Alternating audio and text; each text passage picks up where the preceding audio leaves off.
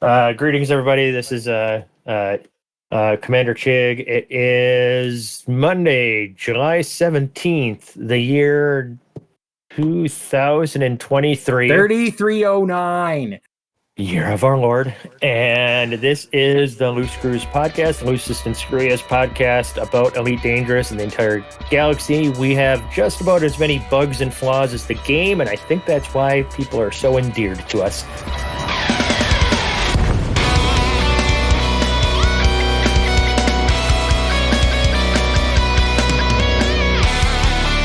Joining me this evening is kind of a neat crowd. There's three fellers here. We got a Lark Shadow, a Boob, and a Nurgle. And I'm not going to let you say hi before I just make you start talking. I'm going to let Lark Shadow go first because he had a story from last weekend or something that he doesn't want to forget, and he tends to forget things. Lark, go! I do tend to forget things. That's a true story.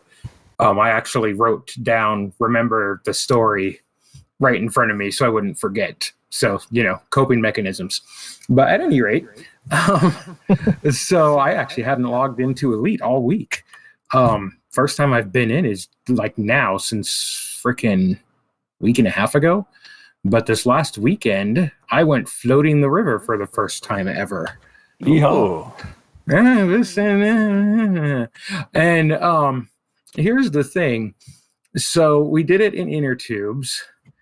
And well, I've never experienced rapids before, like ever. So, in the calm parts of the river, it actually wasn't that bad. It was a lot of fun. But anytime there was rapids and I didn't have an oar and I can't steer an inner tube, and basically I just ended up having a panic attack for like an hour. So that was fun. Oh, jeez. So, Whee! But a couple days removed from it now. And I think I could do it again, but I would A, want a life vest, and B, want to be in a raft. But that's just me. When you say rapids, you paint say me you a picture. would have a... So Idaho, for those that don't know, Idaho is actually known for its whitewater. There isn't very much whitewater on and Indian potatoes Creek. are not the same thing. Well, I mean, you got to boil the potatoes somehow. All right. So we went floating the river on Indian Creek, which, as it turns out, I found out after the fact, actually has Class 2 rapids on it, which aren't that bad. But if you're in an inner tube, feel that bad. And you did not have a life vest on? It was my first time doing it, okay? I'm an idiot. I'm not sure that counts as a panic attack. That might just be appropriate fear over a death-defying circumstance. Yeah, exactly. Okay, that's fair. I don't know. The inner tube is your life jacket. It's like, oh my God, I'm strapped to the front of a pickup truck going 70. I'm having a panic attack. The whole point of wearing a life jacket when you go through rapids is in case you get dumped out of your inner tube and bonked on the head, you still float up to the surface where you can breathe. I'm fat. I'm sure I'm buoyant. My head came included with this hard part called a skull. Who needs a helmet? But that was my week. How are you guys? Well, sweet. All right, well, let's move on. I'm going to go age before boobs. Nurgle. Oh, great. So I had a class reunion this weekend. Oh, dear God. Yeah. Oh, shoot. It's about I think it's either 26 or 27 of us got together. Class of 26? No. Oh. Class of 94. Actually, there's people in there, from 93 to 95 because it was a wide range of people. And at this little restaurant up in Auburn. And all I have to say is they boasted they had the best selection of bourbons in Alabama. And we had an open bar. And they set us up with samples. And, I mean, they're not even full shot glasses, the samples. So it's just one little taste. But it was... I don't remember actually how many different bourbons I tasted, but I can tell you that after the first, I don't know, 10 or so little samples that came across the table, they all tasted exactly the same to me because I had anesthetized my taste buds by then. But, wow. I don't know if anesthetize is the right word. I'm going to say euthanize your taste buds by then. No, the samples are barely a thimble. I mean, it would take 4 samples to qualify as a halfway decent sized shot. So that wasn't an awful lot of alcohol. However, the fact that we had an open bar and I could get whatever bourbon I want in unlimited quantities did not bode well for the evening. It's a good thing they fed us because I drank way more than I should have. Nice. But it was fun. I got to see some people I haven't seen in 15 years, some of them. So had a good time. And, no damage was done. No police were called. Everybody got home safe. So I'd like to think we've learned something in the past 30 years. There were plenty of conversations had that night about we're not going to do any of the shit we did when we were going to school here because that was stupid. Yeah, stealing buggies and we did a lot of stuff. firing muskets. You said 1994? Yeah. I was in 3rd grade. Yeah, there's people in here that weren't born yet. That's nothing. Fair enough. I honestly, literally have children older than some of the people in our squadron, so I'm used to it. And Nice. some of those children are more mature than some of the older people in the squadron. Hey, fuck you. No, You that make was his point directed at- for him. He thinks the However lady does deserved it protest may too be. much. Yeah. So Wow. I haven't played at all since last week. Oh, so far 2 of the 4 people have not played it all since last week. All right. That's okay. Boob will save us. Yeah. Oh, All Say right. this, boob. Moving on How to many move. times have I heard that? Actually, probably never. Hey guys. So Hi. what have I done this week? The last couple of days got to do some great unplanned yard work, which I think we can all agree is the second best kind of yard work. That's the We worst kind of yard work. found out on Friday. Okay, we live at the end of a row of townhouses with a little kind of postage stamp backyard, and we learned on Friday that they are basically regrading that street side of the entire row of houses. Landscaping hasn't been touched in probably 30 years, and all the old juniper bushes like that. In addition, the landscaping makes a nice berm that for pretty much all the other units makes sure that any rainwater goes into the basements instead of out to the street. So very clever landscape design. Yeah. Oh, that's helpful. But we've got about 5 years worth of somewhat legitimate landscape adjustments that we've done. Plants and bushes and shrubs and things like that we've put in to make up for the complete from the shoddy old juniper bushes. But they are going to cut down everything and then like shave the berm and then regrade everything. And they're starting tomorrow. So we had basically 2 days to dig up anything we wanted to keep and condense it into our little patio, because I would never buy a place like this. We have been renting for several years because life in cities is terrible. Preach. Yeah. But yeah, so the homeowners association, of course, considers everybody's yard as common space, and the only thing that's actually yours is the concrete of your patio. So anything that's not actually on the concrete, even though it's surrounded by fences and everything else, is common property. So we got the eminent domain memo that said, get all your stuff off or the landscapers will destroy it. So we got to spend 2 hot days with terrible Canadians digging things up, and just finished in time. We have a new person on the board, I guess, who's one of those competent project manager kind of people who actually get stuff done. I don't know if you've met people like this. They don't I've heard of exist. Hey, some of us are people like that, minus the homeowners Yes. association. Exactly. Yeah, so all this great stuff is happening, and I'm sure it'll be an improvement. But over the weekend, it was kind of a pain in the ass, and the arms and the back. Had a moment where I think if I had been 2 years older, I would be laid up. But instead, I caught it at the last second and said, hey, I'm about to throw my back out. I'm going to stop for a while. And I successfully stopped and didn't wound myself. And that was my big triumph of the middle-aged weekend, that I did not injure myself while hurrying to dig up a bunch of landscape plants. Thrilling it. Well, welcome to middle age. I did stuff and I didn't hurt I myself. didn't. Great success. Yeah. Wow. And I have played some too, but we can talk about that later. Okay. So Nurgle went out where there was a lot of drinking involved and didn't hurt himself.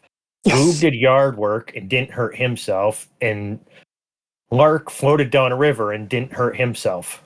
Lark To my credit, my wife did get hurt a little bit. Bruised her tailbone, but she's doing a lot better today. Yeah, How is that to your credit? Are you responsible, or did you prevent something her thing even was worse from tied to happening? mine. And Chig got it wrong. It's Lark faced existential terror and lived to tell the tale. Come on. Guys are pansies. I will freely admit that. So Chig, how are you? How was your week? Let me think. I did a whole lot of not much. Watched like that entire quarterback series on Netflix because it was interesting, and I watched that. I'm all caught up on Strange New Worlds. I watched The Expanse, all the seasons again. I hadn't watched that in a while. Great to catch up on. But with the air conditioner running in my room, you get that white noise going. So sometimes you can't quite hear if you're not wearing your headset. So I've been I've been using subtitles just more frequently, just in case I miss something. I'm like, wait, what was that? And I realized when you're watching science fiction, one word is massively overused. Whoosh. It's whoosh and whooshing and everything, and it expands. Ships are slowing down. It's like ships whooshing. In Star Trek, if a door opens, door whooshes. So yeah, there's a whole lot of whooshing in science fiction that I didn't realize until now. And now that I think about it, it makes perfect sense. Yeah, I mean, air or whatever else is powering those things moving through tubes, it's going to happen.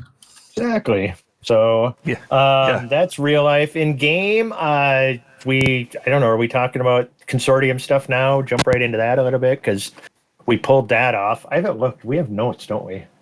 Yeah, we actually have notes. Yeah, we actually put stuff in the notes. All right, let me see if I'm allowed to talk about anything now. Off topic, I found a maroon tussock. Nice. Don't know. Oh, I know what that is. All right. Looks like this stuff isn't in any other parts of the notes. So we can talk about this right now. We were on the mission to get consortium in Daxy's Folly to a war. We got it to a war. Then we won the war, and now the system, we're pushing them to expansion. We don't think anything's going to happen, but we're going to try to do it anyway. And then who knows what? Yeah, well, Adaxius, decided to push this thing. Then he just left town for like a week and a half because that's kind of the kind of thing he would do. Hey guys, let's go do this, and then he just leaves. Yeah, I'll be right back. Yeah, I'll be right back, guys. And then he was gone a week and a half. He came back to us, having consortium and control. I then started exploring all the systems around the weird system where this is, and now I just kind of shot straight up on the Z-axis away from there, and I'm exploring and plant gunning and do all kinds of stuff like that. So that's what I've been doing in game. Lark Shadow came out, Nurgle came out, Boob was out there. We all were out there. You guys have any thoughts on our little project out in system blah blah blah blah blah blah? It was a lot of fun. Nothing is going to happen if we do manage to get consortium into expansion because there's nowhere for them to expand to. And in this game, you can only take over other people's territory. Right. Station or settlement. Anytime somebody says something definitive about this game, I have much, sus because I just don't know what could or couldn't happen. That's a healthy reaction. I am personally hoping that we push them into expansion and they randomly go into some player faction-owned system in the bubble. Oh, that'd be awesome. Then that's as likely as anything. Yeah. Or as unlikely as anything. But I mean, it's funny, go ahead. I'll say it turned out to be an interesting time for anarchy factions in Elite while we were doing this. And I have learned a fair bit and spectated a bit that while we were getting started, there was a war in Ayabulu, right? Where the Ares mine is. And so people had to kind of double down and make sure that it stayed in hand so that it would still be an anarchy farm. And there was some back and forth for a while. I know a lot of the on-foot combat people got involved to make sure that that stayed preserved. Yeah, at the same, explain what that system is so that people know, because it's actually really interesting. yeah, I don't really. Maybe you should. I have never visited or done that particular variety of anarchy farming. Neither have I. I know. I wish Bard was here. He. As I understand it, it's a high security. I want to say extraction settlement that is in an anarchy system, and I'm going to say controlled by an anarchy faction. So there are no criminal repercussions for going in, killing everybody, and taking a bunch of high grade and high tech Odyssey materials. Yeah, if you need epoxy, you can go murder entire settlements to collect, just random epoxy or graphene if you're so inclined. But that particular system, I believe, has like one of each type of, it's got like, tourist settlements. It has, whatever, not extraction, mining places, the different types of settlements. My brain can't. So it's like a one-stop shop for whatever exactly. you might need. You can go get. Does it even have a military settlement? I don't know enough to tell you for sure. All I know is there's at least three different types. Yeah, I only say that because I don't think I've ever seen a military settlement in an anarchy faction, but I mean, I don't know enough about it to claim to know that that's a thing. It happens. Yeah. Okay, I'll take your word for it. But yeah, it's the kind of the Odyssey equivalent of Dav's Hope or the Crystal Shards or Hot Jupiter or something like that, because you can go and stock up on whatever particular materials you need. And the commander numbers follow that, absolutely. If you stop by and check traffic, it's insane. And the difference from those other things that this was entirely player engineered. Correct. There were a huge number of commanders who got together and, using the BGS, engineered this system to where the local anarchy faction controlled all of the key assets and was still at 1%. So there's no conflicts, there's no chance of them losing anything else. They can't be retreated because they're native, and they already control all of the assets you need to farm. Well, hold on. Yeah, that's why the war that broke out caused the issues, is because people could have fought and flipped those settlements. From my understanding, is that the case for Ayabulu? I know that's the case for the other anarchy story of the week I was going to mention, which is that that Purple Crew thing. We're probably talking about both. Yeah, we're conflating systems, because I was talking about CD 51, whatever that string of is. So was I. Yes, we're idiots. Ayabulu, I think the anarchy faction is high influence and takes regular maintenance to avoid conflict with other factions. Maybe if you're actually interested in it, there's a whole rabbit hole you can check out. But it was enough of a disruption that while the war was going on, I noticed there were people popping into the Burr Pit and the On Foot Discord wanting to know where they could go to get their materials, because the sites were all conflict zones. Right. All right. I'm really confused. There's an On Foot Discord. What is this? Yeah, it's great. The Elite On Foot Combat Community, it's called. That's the first time I've heard of that. They do, among other things, they do PvP tournaments where they'll have 1v1 at either G1 or G5 gear in a conflict zone, and they have kind of a traditional tournament structure, and then 4 billion credits or something like that. They have a few different little kind of mini leagues of contests that they do. They also do mercenary actions. So if your small faction happens to have trouble with somebody and you get into a war, you can pay them to come and fight in ground conflict zones in your system. They have a whole little pricing scheme set up. Yeah, it's really clever. You basically agree to a flat amount per conflict zone victory, and then something bond, like a bonus for the highest earning person in a given day. And it'll usually be over the course of a 3-day war, the sponsor will end up paying 2 or 3 billion credits for a few mercenaries stocked with G5 weapons who each come in and do 15, 20, 30 conflict zones. What? Yeah. Oh my God! I that want to cool? just. I That's got also where a bunch those of where credits the burning holes in my pockets. I want to just go pay them to just fuck with people's BGSs. well they also do and have done a bunch of experiments. So I think a couple of times I've posted the Commander Tocqueville on foot primer for how on foot Yeah. conflict zones work and all the stats. Those all come from that same Discord essentially. He's kind of I assume they are the sort of Sanderling of the on foot combat folks. And a couple of them, there's another one, Arson Cross, I think, and a few of those folks like right out went to some very remote systems and set up dummy wars essentially. And on one side, they would do only conflict zone victories. And on the other side, they would do only bond turn ins, and figured out that I'm going to get this wrong if I try and spell it out precisely, but essentially it all comes down to bonds for those ground wars that involve ground conflict zones. Really? That winning a conflict zone counts as a number of imaginary bonds, essentially, that you have turned in automatically by winning the conflict zone. Right. For purposes of the war itself. The actual victories only count for keeping or losing the settlement with a faction.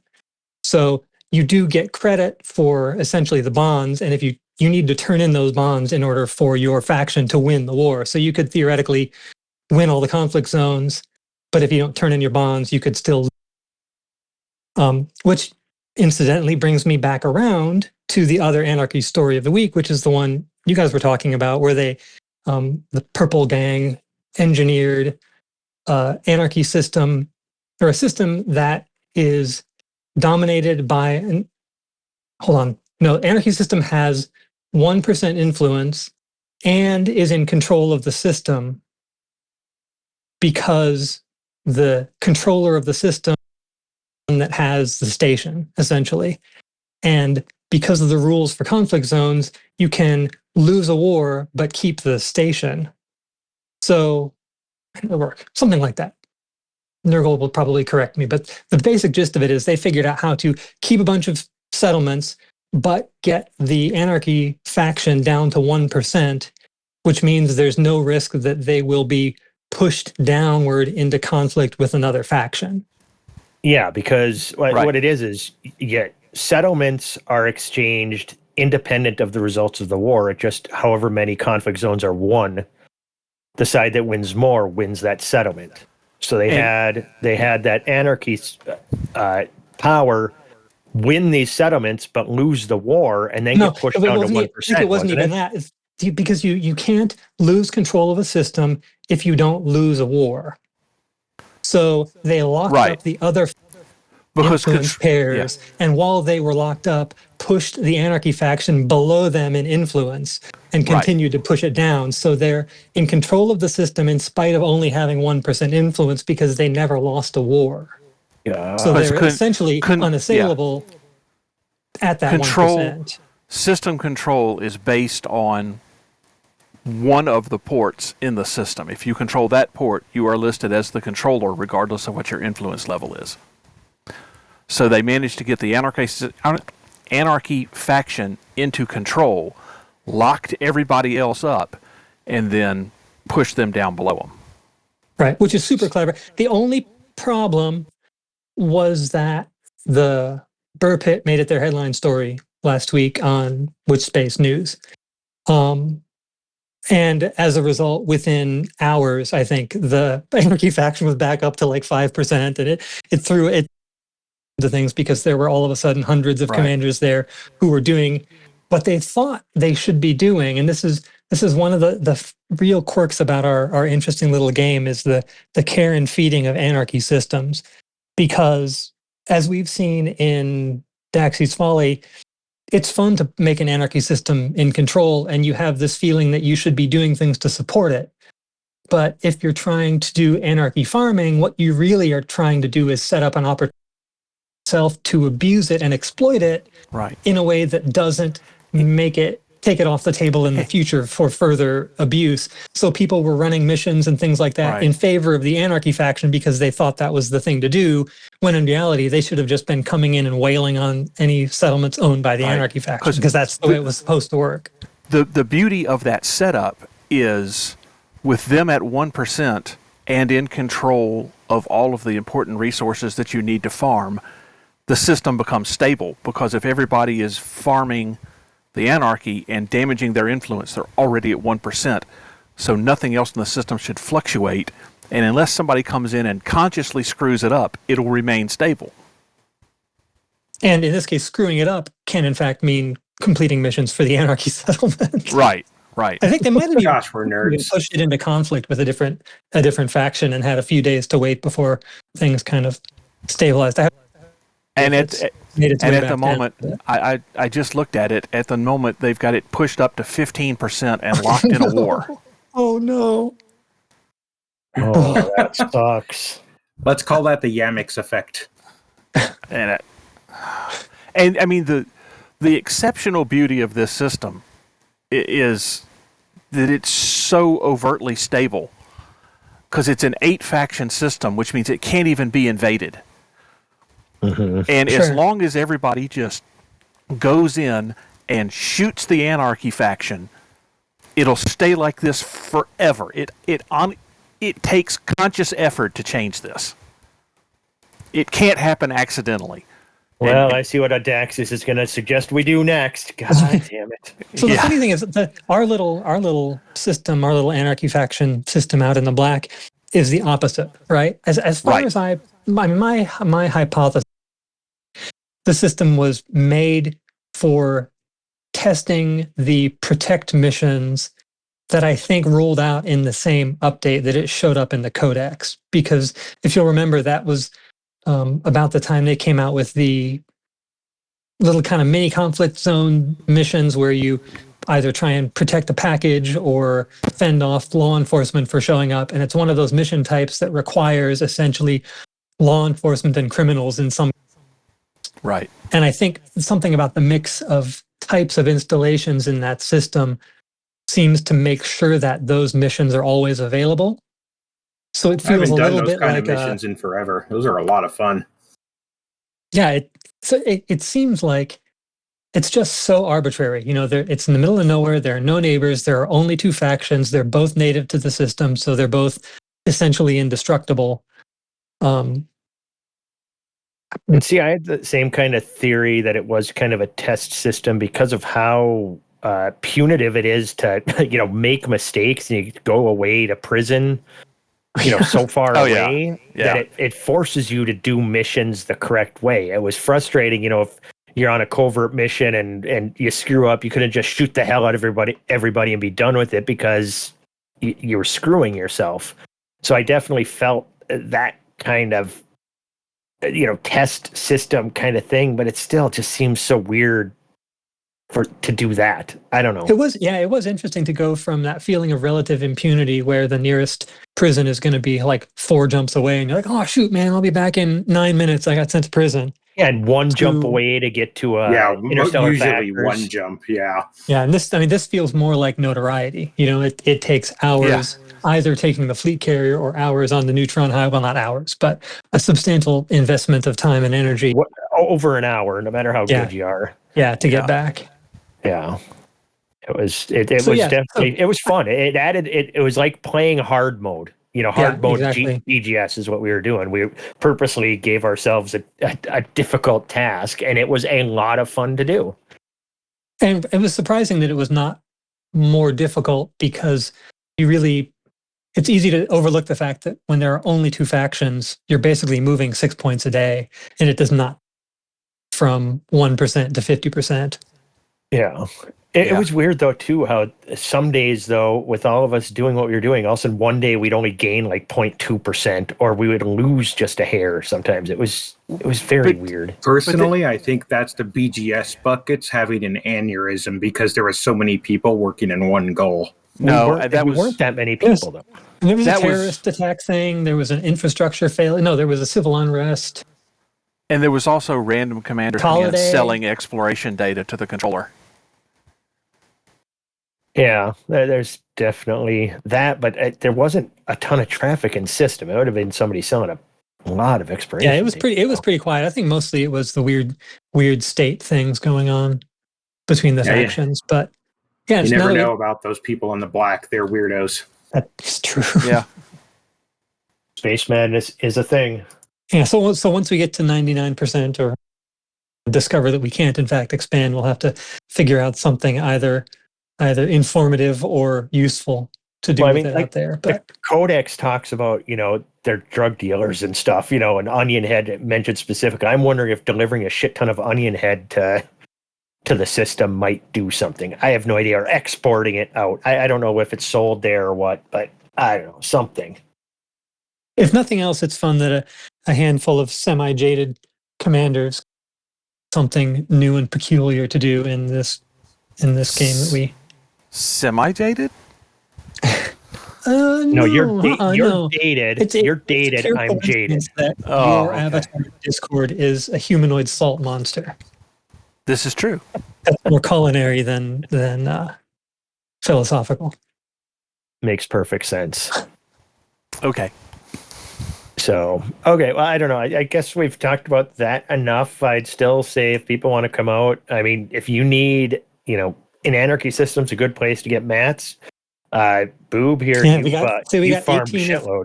we got 18 of 21 settlements are held by Anarchy. I actually just did a bunch of looting in that. What I didn't realize was kind of the golden period after the war is over. I know Jan Trax was frustrated. He was trying to do some missions for the Anarchy faction, but couldn't find anybody to kill because dead at the settlements that were left for the International or the Interstellar Mining Corporation. I didn't realize that that's the time when you can just waltz in and cut your way in, and then use some of those extra power, whatever you call them, Regulators. power regulators in your inventory. So yeah, for the 3 days or so that it was out of commission, I just kept going back, powering it up, running through, grabbing a bunch of stuff. And it took the one that I was happened to be an especially good spot for titanium plate and carbon fiber plate, both of which I need to engineer some suits. So I haven't done the actual massacre farming yet. That's next on my list. But I think I ended up with some bounties with the non-anarchy faction, so I still need to be a little bit careful to keep from getting sent back to the Rock of Isolation. Yeah, but I'm flying around with a 25,000 credit bounty on me. I got up to 61 million credit I bounty. saw that. Good when job. the war finally fell. I mean, it worked. It pushed them into civil unrest, which I guess got us an extra percentage point a day during the war, which I didn't realize was a thing. But yeah, I shortly thereafter ended up getting sent to prison and took my time getting back. But that Lighthouse of Solitude, I named it, the triple neutron system right by the prison system, is my favorite spot in the game. It's so cool and so photogenic. You get there and you've got the giant, super white, huge main star with two neutrons bumping up against each other right next to it, and it The blue Eye of Sauron. a chunk of the way home. Yeah, it's cool. It's really cool, especially if you get your fleet carrier parked right between them. Took me a long time to figure out what I was looking at, because from the spot you look out towards space in one direction, and it's kind of like the Eye of Sauron because you're looking out the spiraling cone star, but you're so close to the other neutron star that its cone also resolves into the same point. So on either side of your fleet carrier, you end up with an Eye of Sauron with double beams going out to it. And it freaked me out for a second when I first saw it. I can't imagine what it's like in VR, but it's a great little spot to check out if you do end up getting sent to prison, or if you take the shortcut home and just jail yourself, and then the neutron will get you the Sounds like the the rest of the way system back that was then. my first home before I joined the squadron. It's got a big old star. I can't remember if it's yellow or white, but it has a neutron star like right next to it as well. And it's a huge system. I think it's got like 3 other stars in it too. Fun. Okay, well, should we move on to squadron update? Sure. Let's do it. This new thing that's happening here. Let's see. Squadron starts with an S. There we go. Incoming priority message. Squadron briefing. Right, things have started to heat up again a little bit back in screw space. We have wars going on in Xians and Yingo. I think we're up 1-0 in both of those. We do want to win both of those, even though those are Antal systems. We have an election pending, so it'll go live tomorrow with tomorrow's tick, for control in Darahk, which is the system we just recently expanded into, and we've been, having some resistance in trying to climb and match with the system controller. So that will be an election, and it will go live starting tomorrow or a few hours after this posts. We have an expansion underway from Howard, which is going, barring some significant change, is going to go to BD 444389, and that should go off middle to the end of this week. We've still got some stabilization that we're trying to do in Calarum, which has turned into it as always has been, other than a few brief instances. It's just been chaos. Commander Oblivious has got a great post in the Loose Screws faction channel about kind of the plan for how to maintain Calarum. And then for us, we've had a period where we haven't had a lot of bad overheating. We've got one system right now, NLTT 2969, that has apparently caught fire and is threatening to go into expansion. It's at 72% at the moment, so we really need to clobber it quickly and hammer it back down, preferably into the 50s, to keep it from being an expansion hazard. So the details for all of that are spelled out in Blooming Wind's excellent standing orders post in the Loose Screws faction channel of the Discord, so you can go there and get more details. Commander Oblivious's post about Calarum specifically is also there, so if you want to focus on Calarum, check out his post. And if you have any questions about any of that, feel free to post in there, and one of us BGS geeks will be happy to answer it for you. And that's what's going on. Sweet. Hey, quick aside for you more experienced explorers, how common is it to randomly find bark mounds out here? Not super common, but you can find them. No, I did. So bark mounds and lava spouts on a 1.3 G world. I've done a lot of exploring out here, and I just, at the same moment, I just found something that I had never seen before. Nice. And it was a codex entry, and it looks like this funky plant with, like, I don't know. If I was actually out in space and I saw this thing, I would avoid it. I'm going to post a picture of it in Chig Chat after the show. But yeah, nice. So yeah, that's the beauty of this fucking game, I tell you. You find new stuff like that all the time. Yeah, TFG goes both ways, doesn't it?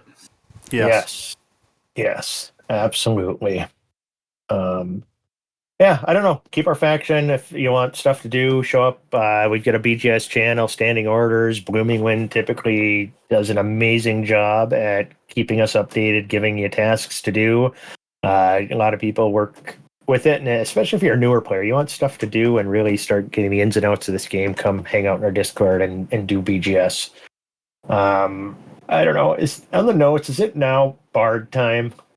If we reach that point, I think it's Bard time. I always get nervous. All right. On the board, the Tin Hattie Express!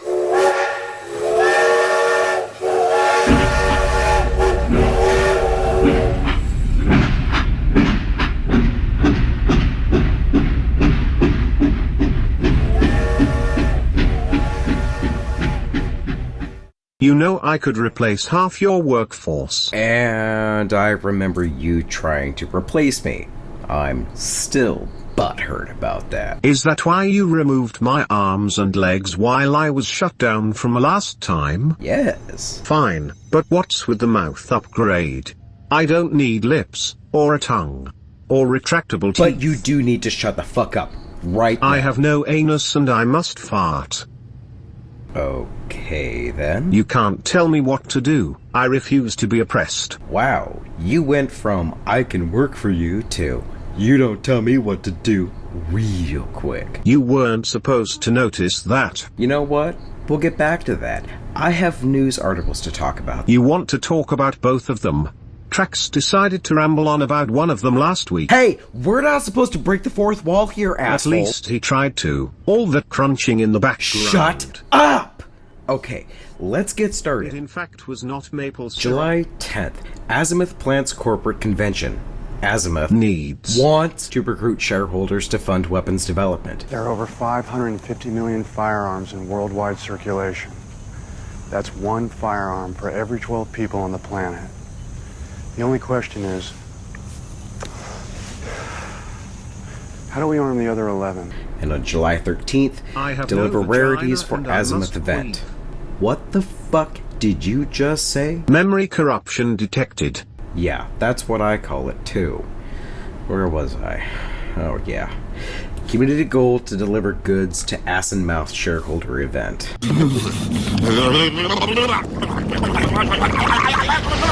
What did you say, Nick? Okay, robot, we have some things to discuss. As for the rest of you, that's all I have for you this week. Have fun out there. Eat shit, you useless meat bags. Jesus Christ. Well, that went from 0 to 100 real quick, didn't it? Gets Oh, off. those are always so good. Wow, ass and mouth. That was good. I just how do I give it a stamp of approval in the middle? I don't know what to do. Let's see. I think we do what Bard would want us to do. We just smile, giggle, and move on. Yeah, I got That's a good answer. Because he's my best friend, he's my pal, he's my homeboy, my rotten soldier, he's my sweet cheese.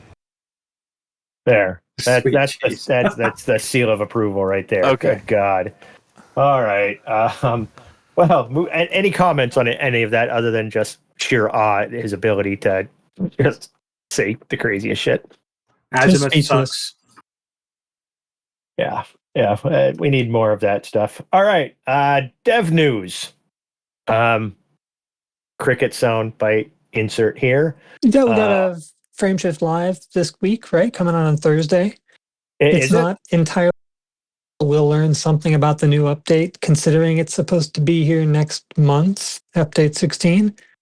I know they showed us the new Hunter thing, but I don't think that was intended to be much more than a little tickle. They seemed to be under the impression, if I recall correctly, that there were some substantial things coming out in the next update. So we'll see. They'll probably have somebody on to interview who won't have anything to say or won't be able to say anything. Yeah. Did they give any indication of any guests or not? I don't think so. Okay. Not that I've come across. Anyway. Looking forward to it. So that's going to be Thursday, the usual time. What, 10 a.m. Central Time? Yeah, I think they so. Okay. Well, that should be interesting. Oh, and then this isn't quite dev news, but I have diagnosed and corrected kind of for myself after a while. If anybody else has come across it, it might be handy. If you play on Epic, you may come across a bug where you are in Odyssey but unable to do Odyssey things. You'll land at a station and the disembark button just won't be there, even though you've gotten the whole Odyssey loading screen and everything else. And you have to quit out of the game and go back to the launcher and launch it again. And being annoyed with it for literally months, I think it's been going on. I finally did the Sherlock Holmes thing and deduced that there was nothing wrong with the application because it never happens in Steam, which means it's an issue with the launcher, not with the game. And noticed in all of my having to click and re-click that when you click from Odyssey to Horizons, at least in the Epic launcher, it redraws the whole screen. It's like it reloads the web page that the screen is. So I figured out that there must be some setting that is not being set properly when the launcher starts. So if you just click to Horizon and then back to Odyssey before you launch it, it works every time. Okay.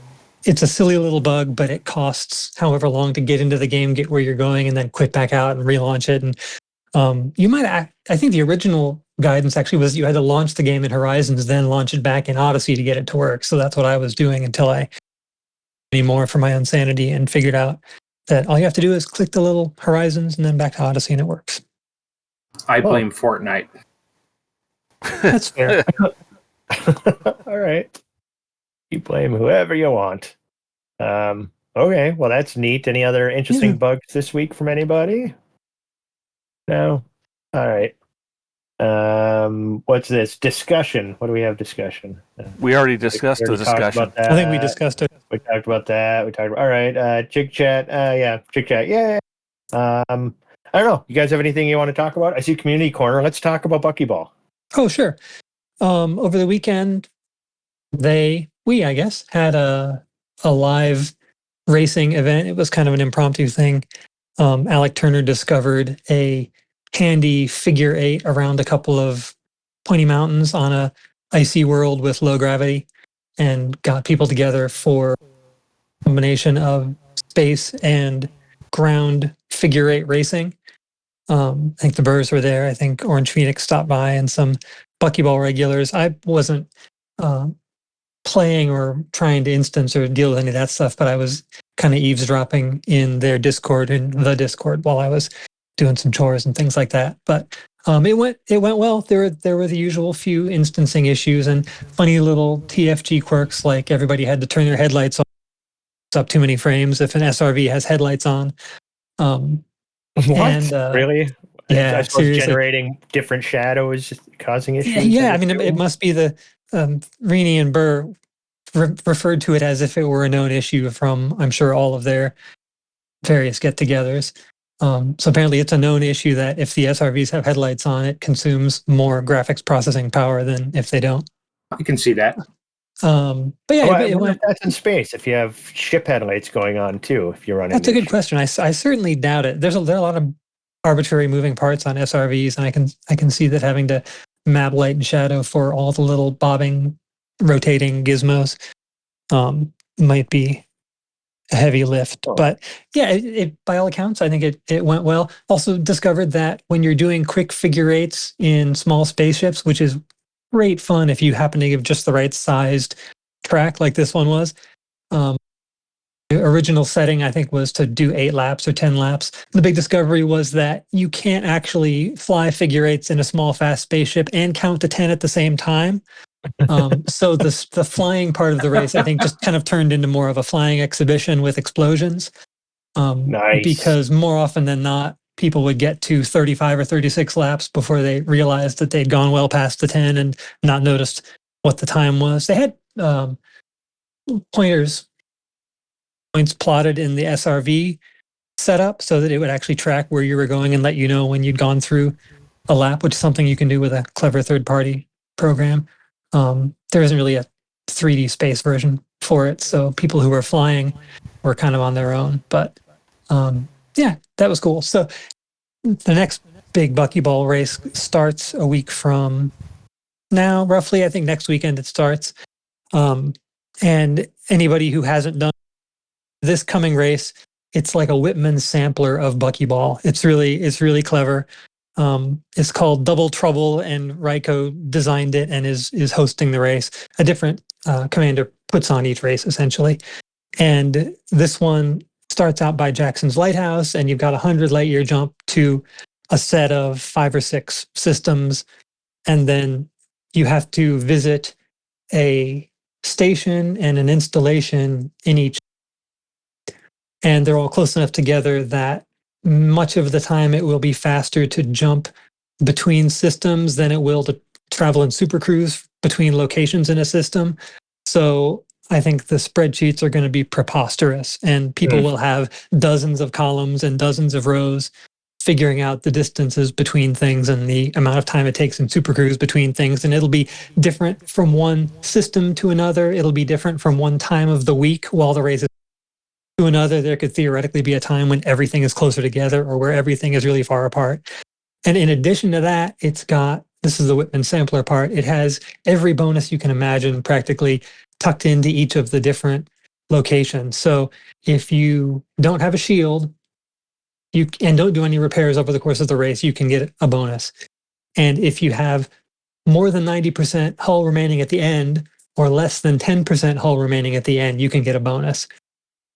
There are things where you fly through there's a kind of space installation gate that you have to boop it with your ship or shoot it for the door to open, and then you fly through. There's one where you land and drive 5 kilometers, and it's a reference to this ongoing long-term Buckyball challenge, the Iron Bucky challenge, where you do fly through 5 systems and then you land, drive your SRV 50 kilometers or something to another station, and then take off there and do the rest of the race. And a handful of other things. Do a lap around a station, fly through something, bounce off something. It's a whole fandango of barnstorming action. So if you're at all interested, check it out. It's easy to find on the forum or on the Buckyball Discord, and I expect to land in the bottom third, and we'll be thrilled with it. All right, steal me somebody's spreadsheet for the most efficient way to jump to all these places, and I'm in. I'll see what I can figure out. I might try and teach ChatGPT how to locate things in 3 dimensions once I have the coordinates for all these systems figured out. So, all right, at least you have a plan. We'll get Skynet to figure it out for me.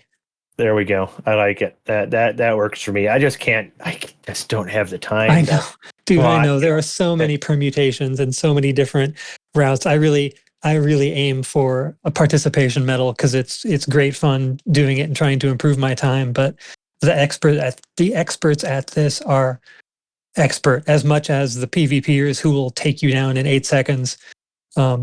Some of these folks are they are essentially professionals at it. They're so skilled. Yeah. It's remarkable. Yeah. It looks like Nurgle dropped out of both recording stuff, so his amazing Louisiana inbred internet apparently dropped. His router probably melted. Inbred internet. His router had sex with his modem, and now they had a baby that I don't know where I'm going with this, so we're gonna back off this track. Yeah, good. Yeah, well, no, that's awesome. Buckyball, I admire the hell out of what if I figure out a good route, I'll let you know. Yeah, then I'll go give it a shot, but I'm not gonna have time to plot a route. I'll probably do like I usually do, just go fly the whole route to see all the different locations, but won't actually submit a time because I'll get like 1 or 2 runs at it. Yeah, for sure. I mean, that's a big chunk of the fun too, is just doing them. They come up with some very clever and interesting and visually appealing routes for some of these races. Yeah, well, the last one with the tunnels everywhere was super fun. And, I never even realized on the Coriolis stations that the trench that was there that you could fly through. So that was fun. And trying to do that backwards proved, just say, challenging. Challenging or impossible? Alec Turner did it, I think, but not many normal mortals would. I was going to say, I've tried to get in there, and the only time I ever succeeded, I died because I was in there. Oh, I can do it, but it was getting the timing to try to do it, because all of them, they had where you'd get the bonus. Well, you only had to do one of them backwards to get the bonus, right? Well, just one of the gates backward, yeah. And I did like all of those, and then I wanted to try to do the trench thing, and that proved I would have had to do it like a million times, and I still don't think I would have been able to pull it off. But forward, it was fun, and with any smaller ship. I mean, the one dude flew through there with a Corvette, didn't he? So I think there was room to get through there with anything, and you grab a medium ship or even a small ship. I mean, how do you get a Corvette in there? Easy. And very carefully, and with serious hull. I need to go watch this on YouTube. I think they left. Yeah, you should check it out. Encourage my a lot friend. Of paint on the inside of the tunnel. Yeah. Spit and Courage. That could be a show name.